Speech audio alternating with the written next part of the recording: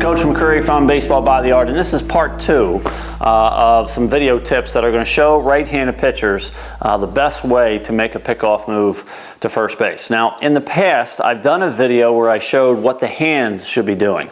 I talked about shortening up your arm motion to make a quicker throw to first base. So if you need to go back and take a look at that one, I'll put a link under the show notes here so you can go back and take a look at what your hands should be doing. But today's tip is going to focus on our footwork. And I'm a huge fan, no matter what position you play, if you master the footwork involved in a play, you're going to have more power, you're going to have more accuracy, and you're generally going to be a better baseball player. And the same thing applies to pitchers who are going to make a throw to first base. So basically, I have this line on the ground, and I talked about the flaws in part 1. So if you need to take a look at what those flaws were, go back and watch part 1 again. But today we're going to use the footwork that is going to correct all those flaws. It's going to allow us to be quick. It's going to allow us to shorten the distance of our throw from the mound to first base. It's going to give us a little more power. It's going to give us a little more accuracy. And it's also going to be safer for our arm. So we're going to use this line again. And I know some pitchers like to set up on this side of the pitching rubber. Some pitchers like to set up on this side of the pitching rubber. For our purposes today, we're just going to do a standard middle of the rubber positioning. And so that's where that line is, okay? But certainly if you're on the right side, your line would alter as well. So when a pitcher comes set, we mentioned one of the mistakes that they make is they take their back foot, and when they turn to go to first base, they actually step towards third base, which you can see by the line. I haven't gained any ground to first base. So the first step of this 2-step footwork process to making a pickoff move is to take your back foot that is up against the pitching rubber, and as fast as you can, take that foot and put it directly on that line so that your toes are facing home plate. Now, of course, my front foot here would not be in this position. I'm just moving it out of the way so you can see what the back foot is. Now, in order to do this, one tip I always tell my pitchers from the stretch is when you come set, don't ever have your feet close together. Because if your feet are right next to each other, it's impossible for me to turn my back foot.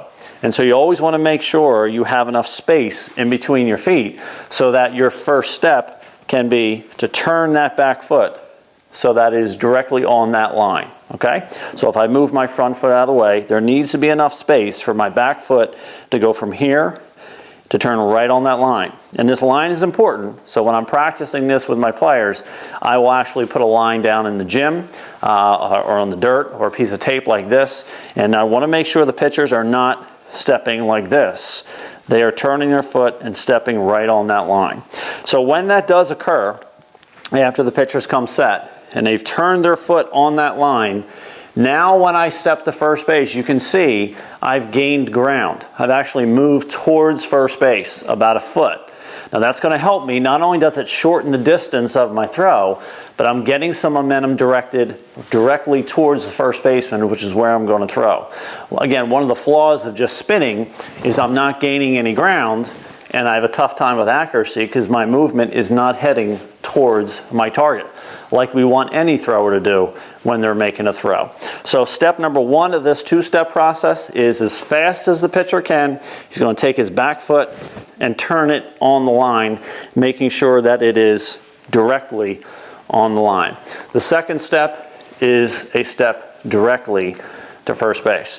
So if you see it in a little faster motion here, come set, turn, step, throw, turn, step, and throw.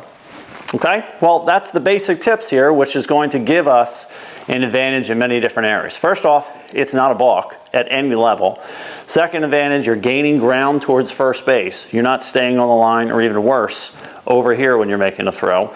Because your body is moving in a straight line towards your target, you're going to have better accuracy and you're going to have more power on your throw. And it's going to make your arm safer as well. It is not an unusual throw with using just your arm. So folks, give that a shot. Give that 2-step process, 2-step footwork a shot on the pickoff move to first base. Off season is a great time to be practicing this stuff in gym. Most of the time, pickoffs and such get neglected or in the off season, but it doesn't have to be that way. All you need is a line, a target to throw to, or a net, and any pitcher can work on the 2-step footwork process to picking guys off first base. All right, folks, well, I hope you learned something. This is Coach McCreary signing off. Until next time, have a great day, everybody.